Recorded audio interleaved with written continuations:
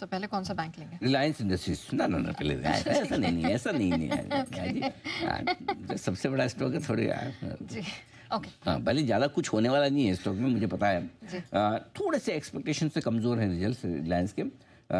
Retail business में थोड़ी सी miss है, लेकिन रिटेल बिजनेस में ये बात कर भी रहे हैं कि इस साल के अंत तक उसका डीमर्जर हो जाएगा, तो ये थोड़ा सा एक ख़राब नतीजे के साथ एक अच्छी खबर है कि प्रोसेस चल रही है। ऑयल एंड गैस बिजनेस भी कमज़ोर रहा है। प्रॉब्लम एक ही है, 3 महीने में 16% स्टॉक बढ़ा हुआ है। निफ्टी को गिरने से इसी ने बचाया और बढ़ाया भी 22,000 से 25,000 इसी ने किया है। सो इसलिए गिरने की जगह मेरा मानना है 1-2% तक कमज़ोर होना चाहिए। सपोर्ट इसका 1448 से 1462 की रेंज में, और ऊपर की रेंज इसकी 1497 से 1510 है। सो अगर फ्लैट खुले तो थोड़ा नीचे आएगा, ऊपर खुले तो थोड़ा नीचे आएगा, और नीचे खुला सपोर्ट रेंज पे तो थोड़ा सा रिकवर हो जाएगा। सो थोड़ा सा रिलायंस की रिजल्ट हल्के कमज़ोरी की तरफ है, मजबूत तो नहीं कह सकते।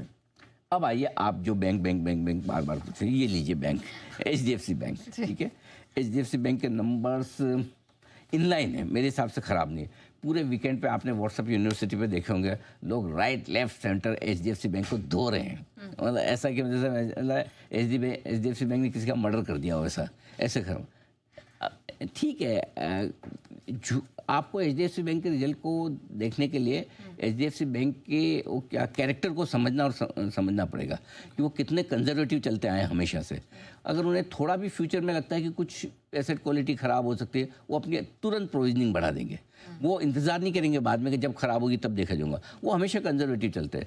मेरा ये मानना है, रिजल्ट में देखिए 2-3 चीज़ें हैं। स्लिपेजेस हायर है, इसमें कोई डाउट नहीं है, प्रोविजनिंग हायर है इसमें, लेकिन पॉइंट ये कि आप HDFC बैंक को आज के लिए देख रहे हैं, पिछले क्वार्टर के लिए देख रहे हैं, या अगले आने वाले समय के लिए। पहली चीज़ जो मैनेजमेंट ने कहा है वो बहुत साफ है, दूसरे 6 महीने अक्टूबर से लेके मार्च 26 तक है, ये सेकंड 6 महीने जो है इस साल की, वो बेहतर होगी, नंबर 1। नंबर 2, पूरे वित्त वर्ष 2026 के जो उनके टारगेट वो ऑन ट्रैक है, उनमें कोई बदलाव नहीं। तीसरा, लोन डिपॉजिट रेशियो जो समस्या थी थोड़ी सी पिछले 6 महीनों में जो बैंक ने काम किया डिपॉजिट पे, उसका असर दिख रहा है, वो समस्याएं भी अब दूर होती दिख रही है। सो मेरा ये मानना है कि अगर रिजल्ट के बाद आज कमज़ोर खुलता है तो खरीदने का मौका होगा। नीचे सपोर्ट 1920 से इसके नीचे ही कमज़ोर होना शुरू होगा, ऊपर में 1967 का लेवल है, ये सारे फ्यूचर्स के लेवल दे रहा है, उसके ऊपर मजबूत होना शुरू हो जाएगा। तो HDFC बैंक के रिजल्ट कमज़ोर हो सकते हैं, डरावने नहीं है। ऐसा नहीं कि जिससे आपको HDFC बैंक खरीदा हुआ तो सैटरडे संडे आपको नींद नहीं आई हो, ऐसे रिजल्ट नहीं है। ठीक है ना। अब आइए ICICI bank, top class, wonderful, first class. 1413 के स्टॉप लॉस से खरीदिए, 1440 1455 के टारगेट लिए। हो सकता है इससे ज़्यादा बढ़े। मेरे हिसाब से तो मेरा दिल तो ये कहता है 4-5% बढ़ना चाहिए ICICI बैंक। दिल कहता है, दिमाग ये कहता है ज़्यादा इतना है ना, उछलो मत।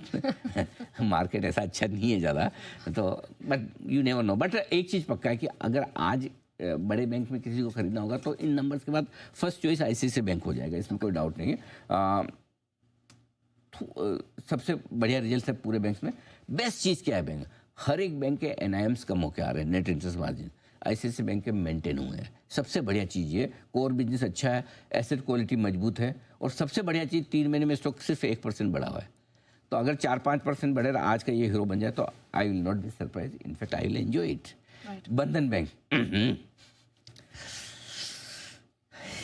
ये वो कौन सा था ना, वो गैंग्स ऑफ वासेपुर, इसका खून कब खोलेगा टाइप है ये बंधन RBL है ना, वो वैसा है। कब हमेशा की तरह इसने सबकी उम्मीदों पे खड़े उतरते हुए कमज़ोर नतीजे पेश किए, कमज़ोर नतीजों की उम्मीद थी, और उसके ऊपर 18% भागा हुआ है 3 महीनों में। Well done.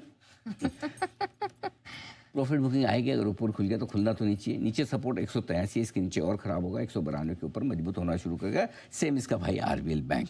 ठीक है, इन लाइन रिजल्ट इसके भी हैं, ये भी 15% दौड़ा हुआ है 3 महीनों में, नहीं 1 महीने में। ये तो और भी एक कमाल है, 3 महीनों में मालूम है कितना दौड़ा है, 43% RBL, और ये रिजल्ट। फिर मैं बताऊँ, फिर HDFC ने क्या गुनाह कर दिया, ICICI ने क्या गुनाह कर दिया। बात है। तो ये है, तो नेचुरली प्रॉफिट बुकिंग तो आनी चाहिए ऊपर के लेवल पे। सपोर्ट नीचे में 248 255 पे, 272 के ऊपर ही मजबूत होगा। एक और रिजल्ट है AU स्मॉल फाइनेंस बैंक। वैसे देखा जाए तो उतने खराब रिजल्ट नहीं, लेकिन इससे उम्मीदें ज़्यादा रही, तो यहाँ पर थोड़ी बिकवाली आ सकती है। 804 के स्टॉप लॉस से आप बेच सकते हैं, 777 768 762 के टारगेट के लिए।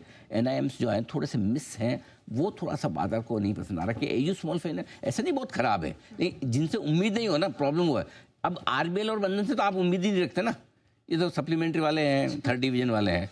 लेकिन AU को आप समझते हो कि यार ये फर्स्ट डिवीजन में तो आएगा ही, थोड़ी मेहनत करे तो डिस्टिंक्शन भी ला सकता है वैसा है।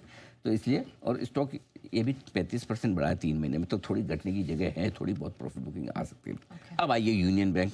यूनियन भी मुझे कमजोर, अच्छा बाय द वे आरबीएल और बंधन दोनों के मैंने लेवल से दिए, मैंने बाय सेल दिए, फ्यूचर के लेवल दिए, बैन में है दोनों स्टॉक, तो लेकिन लेवल तो फ्यूचर के तो मैं बाय सेल तो दे ही नहीं रहा इसलिए क्योंकि बैन में भी है। यूनियन बैंक थोड़ा कमजोर हो सकता है, 150 के स्टॉप लॉस के साथ बेच सकते हैं 142 138 के टारगेट के लिए, कमजोर है नतीजे हर एक पैरामीटर पे, और स्टॉक ये भी 16% भागा हुआ 3 महीने में, तो थोड़ी प्रॉफिट बुकिंग आ सकती है। ये सारे बैंक निपट गए। अब आप कहें तो दूसरे बता दूं, बता दीजिए सर। L&T फाइनेंस, इसके भी नंबर आए, स्टेबल है नंबर्स। आज कौन कॉल है, हम कौन कॉल का इंतजार करेंगे। स्टॉक 24% बढ़ा हुआ है 3 महीने में, इतने अच्छे नंबर नहीं कि जो 24% बढ़े हुए दिखे नंबर जस्टिफाई करें। मेरा ये समझना है कि यहाँ पर 198 के आसपास आपका सपोर्ट है, 211 के आसपास है आपकी रुकावट, ये है आपके लिए L&T फाइनेंस। और येस बैंक के numbers all round strong performance है, लेकिन येस बैंक के लिए ट्रिगर अभी स्टेक सेल वाला है, बाकी सब चीज़ें छोटी है, स्टेक सेल के ऊपर ही येस बैंक का स्टॉक चल रहा है। ऑलराइट, चलिए स्टॉक ऑफ द डे। हाँ, ये